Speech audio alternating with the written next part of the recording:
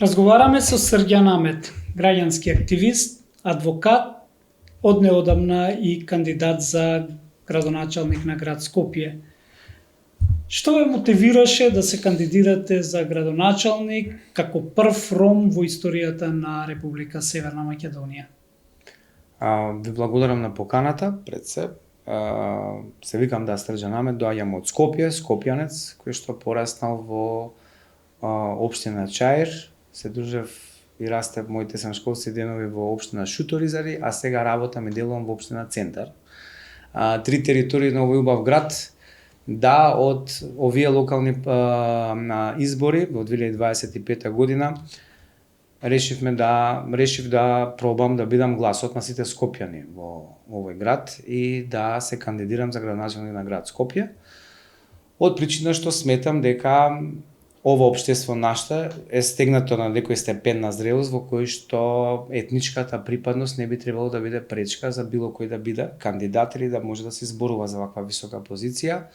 А од друга страна па до сега сите избори кои што ги имавме за град Скопје и од едната и од другата голема политичка партија во нашата држава кои што постојат не покажа нешто што големи промени или па не покажа многу работи кои што може да го сменат секојдневието и сите да имаат придобивка од сето тоа, па затоа решивме дека треба да, кога велам решивме, една поголема група на млади интелектуалци и една политичка партија која што ми дава поддршка, да излеземе на овие избори и да пробаме да направиме промени во градот.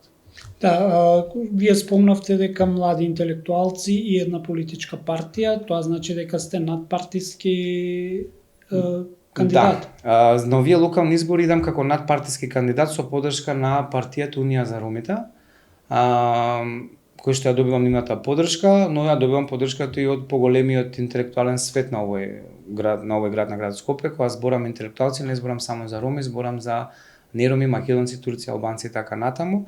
Решивме дека треба да покажеме дека интелектот треба да биде на прво ниво и оно што може да прави промени, а не бојата на кожа. Па да видиме во избори што ќе направиме. Вие спомнавте дека сметате дека нашето општество е веќе зрело да не гледа боја на кожа, етничка припадност или некоја друга припадност. И верувам дека ќе ги барате и нивните гласочи не само на ромите, туку на сите скопјани. Она што вас ве карактеризира како личност е дека во изминатите години бевте граѓански активист, адвокат кој што се бори за правата на пред се маргинализираните заедници, особено ромите. Во изминатите неколку дена мониторингот на Цивил, бидејќи ги следиме изборите и предизборната кампања која што веќе започна на големо, гледаме дека имаше голем број на говор на омраза на социјалните мрежи околу Вардариште. Наводно, мислам, наративот беше дека ромите се тие кои што го загадуваат Скопје и тие се најголемата пречка. Што мислите околу тоа? Како би го решиле еве конкретно случајот со Вардариште и особено со дискриминацијата околу ромите или помалите етнички заедници? Токму ваквиот тип на стереотипни гледишта, пласирање на информации како ромите се најзагадувачи во целото Скопје, најпрљавите, тие кои што уништуваат сликата на градот и така натаму, е уште еден мотив, еден од мотивите во кој што јас се впуштив во оваа политичка трка, за да докажеме и да покажеме поинаква слика на поширокото население, дека ромите не се тие само кои што загадуваат и кои што носат лошо, него има роми кои што се способни да се водат во политичките води. Конкретно за Вардариште, она што се случи во изминатиот период е апсолутно според мене едно протежирање, еден наратив за ромите кој што ткае со годините уназад и само се прошируваат рамките на лошото, на негативното, на оно што може ромите да носат со себе само поради тоа што се роми, што имаат црна боја на кожата. Дефинитивно овие луѓе кои што се во Вардариште, овие три кажете го пазари на отпади, така, колку што имав информации, пред се не се сите роми. Ама бојата на кожата, колкава ни е стигма, докаде ни е нивото на перцепција, еден од тие од газдите на тие отпади не е ром. него друга етничка припадност, но само што е црни затоа што работи со Ром испадна дека е Ром. Од толку што сме огорчени во себе дека ромите се тие и бојата нивна е таа што го носи лошото, дури и ги мешаме во јавноста работите. Не можат 3 отпади да го загадуваат цело Скопје. Пред се тие отпади таму не работат и не делуваат со токсични и високотоксични материјали. Се работи за лесна индустрија во која што луѓето пробуваат да обстојуваат и од ѓубрето да може да живеат. Кога зборам за ѓубре, зборам за лесни метали и плекови кои што во никој случај по никакви истражувања не може да ја загадуваат средината, па ниту да го затројат цело Скопје. Затоа овие луѓе имаат пресумпција на невиност, во моментот се обезбедени од страна на основното јавно обвинителство за да може да тече истражната постапка и ја верувам без да вршам сега притисок дека основното јавно обвинителство ќе излезе со виделина со резултатите и дека ќе докаже дека овие отпади не го загадуваат Скопје, за да загадуваат потребни се истражувања на земјата, на почвата, на животната средина и така натаму. Но пред избори и негде во текот на, па не и пред избори, во текот на секојдневието, секогаш ни е лесно да го откривиме послабиот и посиромашниот за работи кои што ни се случуваат. Поради тоа што некој не е способен да го организира градот и да ги систематизира сите или канализира сите потребни сервиси на граѓаните, најлесно да ги окривиме ромите дека ни го прават најголемиот проблем. Тоа е секогаш најлесно да се отфрли и секогаш товарот паѓа на ромите.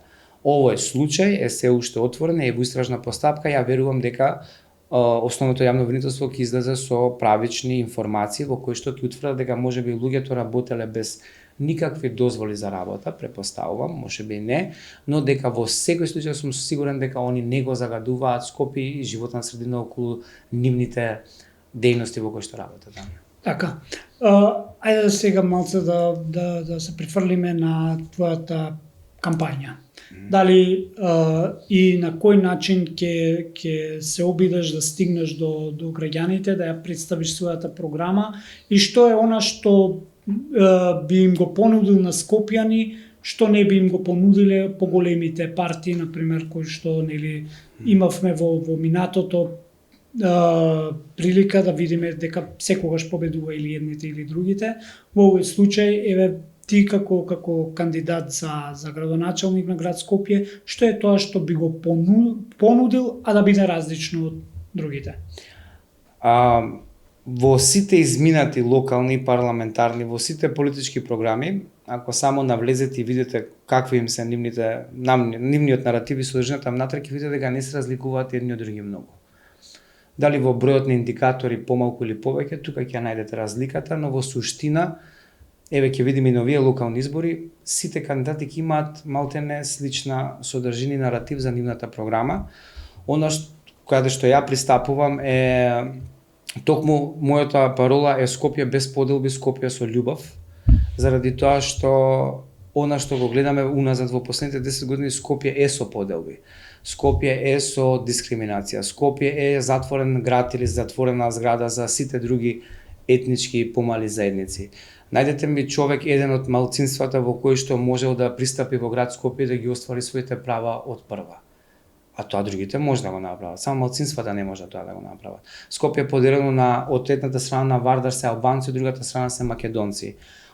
Поделено е на аеродромци кои што се паметни и центарци кои што се глупи. Поделено е на ВМРО-вци, поделено е на ССМ-овци, поделено е на левичари, поделено е на десничари. Скопје во моментот живее во поделби, во квартови во кои што административно не се ставени на хартија, но тоа ние може да го осетиме и да го видиме.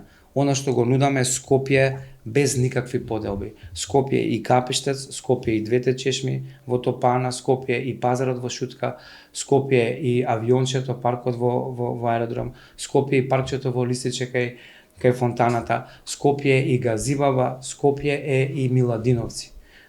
Блиско до Миладиновци. Така да Скопје се сите овие качиња кои што носат културолошки вредности, кои што ги осликуваат народот во кој што живеат во овие населби. И луѓето не сме да бидат поделени поради тоа што се било каква боја или по било која политичка позадина. Оно што ја го нудам е нешто што не го отсликува политичката партија. Што е тоа? Тоа е без поделба, отворена администрација, исчистено Скопје, чисто и урбано уредено Скопје, кога зборам за уредено Скопје, зборам за сите оние градби, сите оние сивила што ги гледаме во градот, каде што се помалку и помалку ни се губат зелените качиња и зелените моменти, и нудам една отвореност и партнерство со секој граѓанин на овој град. Граѓанинот е партнер на градот, не е политичка фигура или политички борец во кој што сликува една или друга политичка партија. Додека јас сметам дека луѓето, скопјаните се огорчени од ваквите поделби и дека ќе ја најдат она средишна понуда, а тоа е отвореноста, еднаквоста и правичноста кон секој граѓанин на град Скопје.